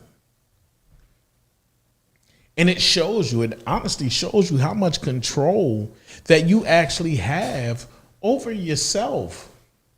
But I think the moment we let go of all of these things that we've been told in lieu of finding our personal truths, the truth. Because even if you look at the Bible, if you look at whatever it is you look at, whatever religious text you want to look at, guess what? You have to interpret that for you. Because that higher power is in all of us. If it's written that a man is as he thinks, man meaning man or woman, imagine the power in those words. Imagine the implications of what that means. And this is the problem. I'm going to tell you what the problem is. Everybody running around talking about they know they're a king, they know they're a queen, and they know this and they know that. Well, you know it. But do you really believe it? And if you believed it, what would really happen? What would really happen if you believed in who you are and who you are meant to be? What would happen? I mean, would it be far-fetched to believe that maybe the laws of probability would work in your favor every time? Because you believe it.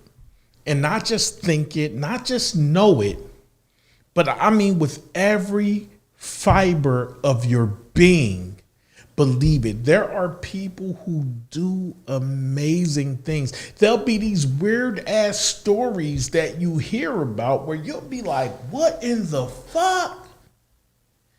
But it happened. Let me tell you something. When I heard about my man being fucking trapped by the Rock, and this motherfucker cut his arm off with a fucking penknife, I mean, come the fuck on. They say that your will to survive is so freaking strong. You would think you cut through that main artery, because you got the main veins that run through here, run through the inside of your legs, and you're supposed to bleed the fuck out. Man, this man was like, I'm not dying here, and I'm not dying today. And guess what? He didn't. He did not. Sure, You want to read some comments, please? Hanicha said, because in black culture is traditional, following what our ancestors started. Christina said, at the end of the day, the answers we seek are within. What is right for us may not be right for someone else. And that's what they don't want us to be. Become more than what we're supposed to be. We create our destiny. God gave us a mind so that we can create our life. And they said, I'm a queen. I question everything. As you should. And Christian said, and not the destiny they told us was created for us. God gave us free will so that we may live life that is pleasing to us and that is pleasing to him. Become who you are. That's what he wants. We were created in his image.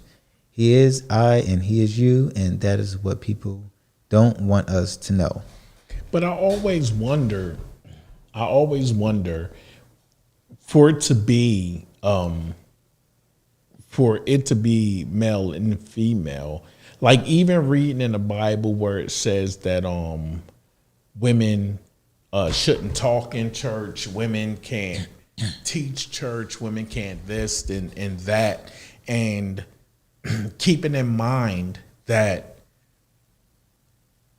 whole XXXY thing. I mean, like sometimes nothing is random.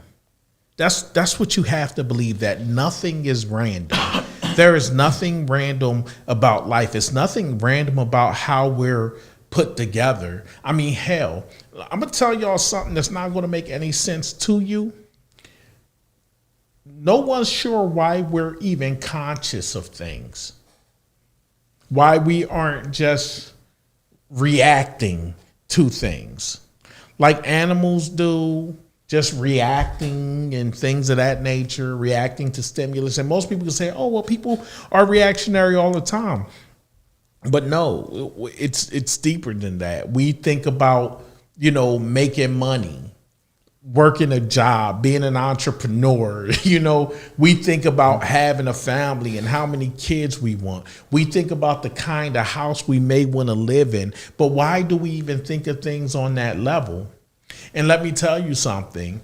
Everything you want, you only want it because you were told that you want it, because these are the things that's available. Even with your education, going to college, that's all man-made. It's all man-made stuff. It is. Now, that's not me saying be a blathering idiot. No, that's not me saying that at all. Sure, we should all be educated. But I mean, come on. You got what I'm saying? Come on. At a point in time, we have to start realizing that we don't know what we think we know. We literally only know what we're told. And it's only when you decide to stand up and educate yourself that you truly begin to learn anything. And it's scary. I understand that. It's scary as shit. Let me tell you something. If we're going to compare anything to a movie, compare it to The Matrix. When he finally said that he was going to wake people up, and he knew people were going to be afraid because it's not what they're used to. You even had the one bull wanted to be put back into the machine. I will give you this man if you just stick me back in this fucking machine. That's it. Some people, they don't see anything wrong with it. They want to sleep. And that's okay for them. Maybe that's what they were meant to do. But I guarantee you, everybody wasn't meant to sleep. And some of us was meant to fly. It's all to it.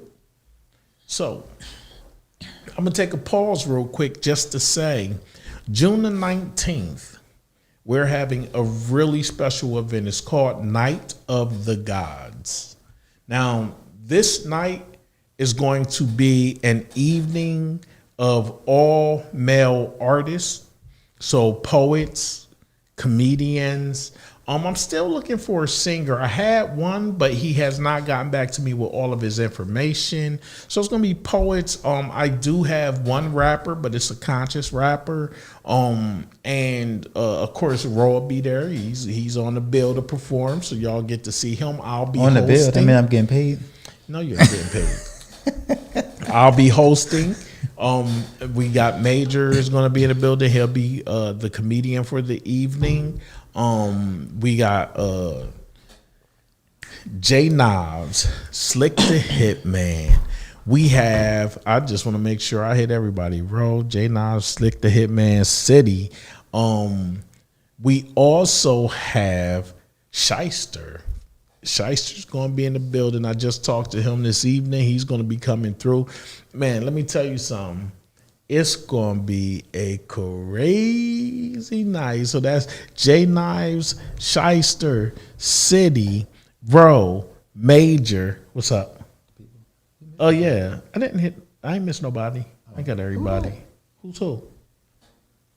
That's Major. Oh. So I'm passing around this flyer on this commercial on Instagram, TikTok, and Facebook. If you see my little commercial out there, share it for me, please. I will have a Night of the Goddess where I will have all female performers, but for right now, it's Night of the Gods. And we're having that on Juneteenth. It is our Juneteenth celebration. It's the way that I want to celebrate Juneteenth this year, by bringing positive African American role models in front of a crowd to do what they do best. You got what I'm saying? They get to share their craft. They get to teach. And let me tell you something. It's something really powerful about words. It's something really powerful about words. That's why we all believe the stuff that we believe, because of words. But let me tell you something. Y'all fitting to be awoke. I'm telling you, you come through these doors, you might learn something. You're going to learn something. You're going to learn something. But earlier that day, so this event starts at 7 p.m. at the Chester Fine Arts Center East, 17 East 7th Street. But earlier in the day at the same spot, we're having something called Lashes and Cocktails.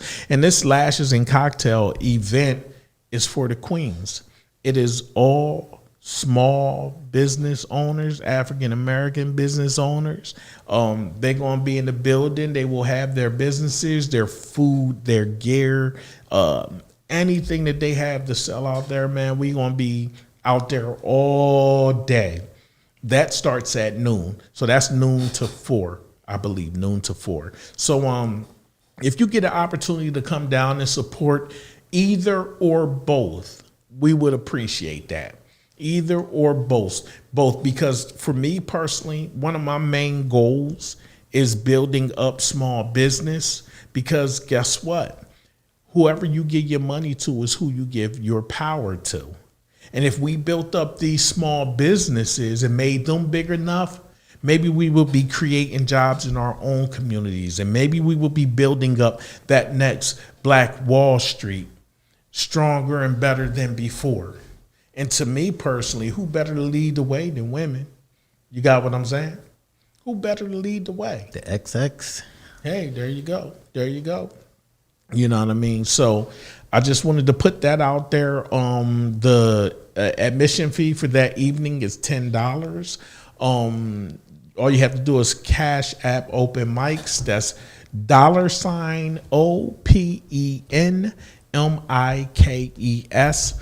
Just send $10 and your name will be added to the list. And I think that might be all that I have to pass. Oh, the Lashes and Cocktail event is free. You just show up and you shop. They have a lot of good things there, a whole lot of good things. So make sure y'all come through. Quanisha, I do not on the evening, I don't think. But I tell you what, if you inbox me later, let me check with the vendors to see if we have a cook for that evening. You got what I'm saying? So if you could inbox me a little bit later on, just to remind me. Can you read that, Jane? I don't have my glasses. Oh, no, but can you post your vendors for those who have to work and can't be at the afternoon event?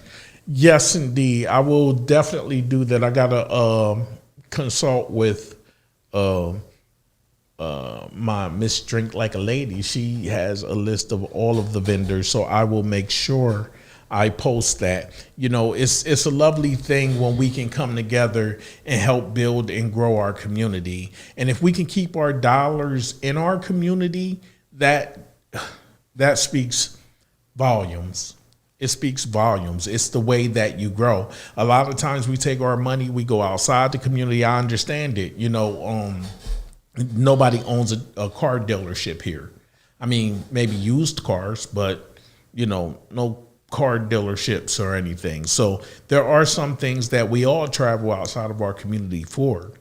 But when it comes down to food, let me tell you something. This food down here be popping. I don't care what nobody say. Let me tell you, I wish for as many food vendors as I've tried over just the past couple of months. Let me tell you, if they had brick and mortars, it'd be dangerous down here. I think we can do a street with nothing but food vendors on it. Like, man. Oh, like they do that some places too. Yeah, but we do yeah, down here. No doubt. That'd It'd be be in decent. Philly like that. You know what I mean? So, I mean, I think it's something definitely achievable down here. You got what I'm saying? But we truly need to come together and support each other so that we can grow. And that's the biggest problem all the time. Like, You'll have so many people pouring their heart and souls into their business, trying to get something off the ground, trying to be able to support themselves in a better way. And a lot of times they may not have the proper support or patronage in place to grow. We got to think about that, man. We got to think about that. If you can reach down and literally take $10 out your pocket, if you can frequent these people a little bit more. Let me tell you something. There's people down here creating fucking fashion, but we'll be quick to run to wherever we run to and help pay $1,500 for a handbag and make somebody else rich that's not going to put shit in your pocket, shit in your community's pocket. And see, this is why we fall under this spell. And maybe we could dispel some of the propaganda that keeps coming our way. If only we would take a moment out to open up our eyes and realize the wealth that we possess with each other. If we realize the wealth that is in our community, I'm telling you, we build up these small businesses, we secure a future. We definitely do. You got what I'm saying? Everybody want to play the vote game. I get it. You know, voting is one of those things where it's like, oh man, they fucking have to, if so many people come out to vote, you get so many representatives for your area, and these representatives count when it comes time for picking a president. And you know, I get it. But maybe if we build up the dollars in our community, it give us more financial power, more buying power. Maybe it will make those outside of our community be like, damn, they're a force to be reckoned with. You got what I'm saying? That's it. What Quanisha say? Oh, hold on, wait. What did Tom say? Tom said, I miss Maze, but I've not been there in a while. Yeah. Maze Water Ice. Remember Maze? Yeah. Yeah. He said, can Fight for Nisha Kidney Foundation join your team of vendors? Can Fight for Nisha Kidney Foundation. Fight for Nisha Kidney Foundation is the name. If that's on, if that's for tomorrow, you know what? Inbox me, and I'm going to send you the information of the person that's handling all of the vendors. Yeah, I will send you that information. Let's see. Yeah. Inbox me, Michael Storm Miller. You inbox me, I will make sure you get the information to talk to the person that's handling all of the vendors. Okay. And I would like to create a scenario in which I'm working on now to get more small businesses out together more frequently to do things. Because let me tell you something, in this community, if you hungry, you going to Showell's, or you're going to get some greasy pizza or Kennedy Fried Chicken. I don't know about y'all, but that kind of messes my stomach up. Definitely do. I'm for real, Quanisha, don't forget. Just inbox me, and I promise I will get right back to you. I can't express to you how creative like our people is, even with jewelry, like with everything. Like people will spend all this money with Avon. I mean, even when it comes down to buying stuff to take care of our bodies, there's so many people that do things for your bowels, that do things just for your general overall health. And they've created businesses out of these things. But we keep running to GNC. We keep running to, Rite Aid to buy our supplements and everything else. I mean, I think we need to literally start purchasing. And I don't even want to say support, because when you say support, it literally sounds like it's the March of Dimes or something. Like it's like a charity case. Yeah, like it's a charity and not a business. I just want y'all to shop with these folks. Man, if you celebrate Christmas, if you celebrate these holidays, I mean, come on, man. Come on. What's the next comment? Noble said all non-black business living off us, but we don't support our own. I agree 100%. And this is one thing that we need to realize. This is why things don't add up. Things don't add up down here because we take all of our money out of here. And you best believe that people are banking on it. Let me tell you something. If y'all hadn't noticed, if any of you out there are TV watchers, let me tell you something. This is going to be funny. Watch how many commercials here recently have black people on it, have mixed couples on there, have gay people on there. Like, I saw a commercial where two guys were kissing each other. I mean, they wasn't tonguing each other down, but I mean, they actually kissed, like, on the commercial. And I was like, wow, I had never seen that before. I can't tell you how many interracial couples I've seen on TV. I can't tell you how many black families that I've seen on commercials anymore. But you know why all of that is? It's because all that shit that just happened. And nobody wants to seem like it's them who's doing it. Everybody want to seem fair, but America has this crazy way of like overcompensating to try to keep the wool over your eyes. But don't let that shit fool you. Oh, they've been doing that a lot. Oh yeah, in the comic area. Oh man, it got crazy though. Yes, indeed. Yes, indeed. Yes, indeed. And that's why I'm saying we have to be. Let me tell you something. We have to be awoke for all of this. We do. And everybody talks about being woke, but what does woke mean? See, to me personally, when you could stand there and question the things that you've been indoctrinated to, let me be real. And once again, feel how you want to feel about it. I understand. But that Holy Bible, that wasn't a part of your religion. It's not a part of our religion. And nothing against God. I mean, I can't sit here and tell you whether Jesus walked the earth or not. And let me tell you, I identify Christian. There's times that I think things and I feel bad, or I feel like, oh shit, I hope God don't turn his back on me because I feel like this. But if logically and clearly I see something, then how can I question that? Why should I even feel that way? Read the next comment. Anisha said, because we don't move as a collectiveness, other demographics move collectively. We need to stop moving individually. But you know why we move individually, Quanisha? Honest God truth. Honest to God truth.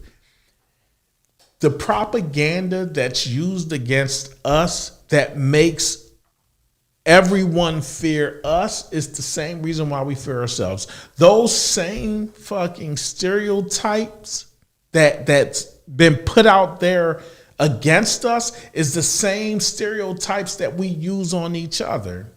Let me tell you something. I give you a couple that I hear all the time. Oh man, I guess I'm gonna have to hire somebody white. Man, black people don't like to come to work on time. They so lazy. They don't do a good job. They this, they that, they this, they that. Now let me tell y'all something. It's lazy motherfuckers across the board in every race. It just is. There are businesses that open on times and businesses that don't. There's white people that own restaurants and it's dirty as shit in the back of their restaurant. And there's black people that do the same. This shit is across the fucking board because it's part of the human fucking condition. But for some reason, we're believing that when we deal with our own kind of anything, let me tell you something. I've been burnt by black folks doing business. I've been burnt by white folks doing. As a matter of fact, right now, my classic car is getting painted. So I took it to the place that was going to paint it. They tell me $5,800 to paint my car, right? Asked me for half the money down. Told me car would be done in 30 days. This is a white guy. Told me car would be done in 30 days. Looked at me square in the eyeball. Promised me up and down it'd be done in 30 days. That was back in March. 90 days later. So I told him if my car wasn't done by Friday, I'm coming to get it, take it back, and I want all the fucking money I gave you. And I don't care if you halfway stripped my car, I want my fucking money and my fucking car. So that just goes to show you, in real life, stop thinking just because somebody is white that they gonna do a better job than the black person. I mean, the honest to God truth is lazy is fucking lazy no matter who it comes from. You got good business people and bad business people. That's all I'm saying. That's all I'm saying. You got any final thoughts, Ro? Ghetto doesn't discriminate. You got a final thought on the night, man? Yeah, it's just that if you feel at the end of the day that you are thinking differently from other people, feeling differently, having an opinion that's way out differently, that's probably part of the DNA that we were saying earlier. It passes through different, it can pass through different generations and things like that. And I think Philip does how me, because I feel like growing up, I felt I was so out of place is because stuff probably was passed. My DNA is holding that stuff that might have been passed down, but passed through some people, and it just, awakened in me why I think so differently and things like that. That's why some people are like, hey, this doesn't make sense. You question so many things, you know what I mean? And it just, to me, a lot of stuff just doesn't make any sense because in my DNA, like you said, your ancestors' DNA has passed down to you and it has been awakened in you. So that's why everything probably feels so much different. Let me tell y'all like this. Stop believing everything. There are so many examples in life where you have clearly been lied to. Clearly. Like, not just because I'm saying it. I literally just let you hear the reason why. And it wasn't even my words. Why the King James Version Bible was written. So there's so many things we get sold on a daily basis, and we will buy everything from everybody but our own people, from our own community. Let me tell you something. We have to stop. Like literally too, because I'm at the end of my time.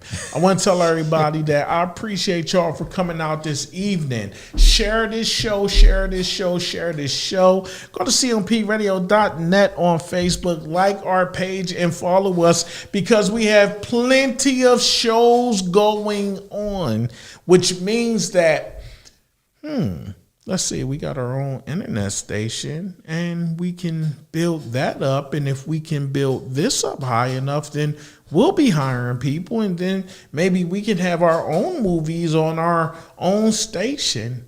And maybe the narrative can be more representative of the truth than the lies that we get every day. Let me tell y'all all, I love you, and I will see you next week. Always find a reason to smile. Always find a reason to laugh. There's way too much bullshit going on in this world not to. Appreciate everything that you're doing. Keep it up. Peace and be safe. Peace.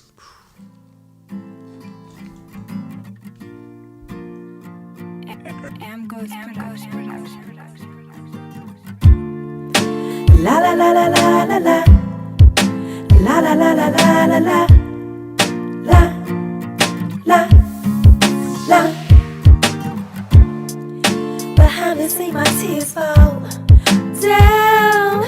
So many things have happened. The years go by and the friends you have for no more. Jealousy and envy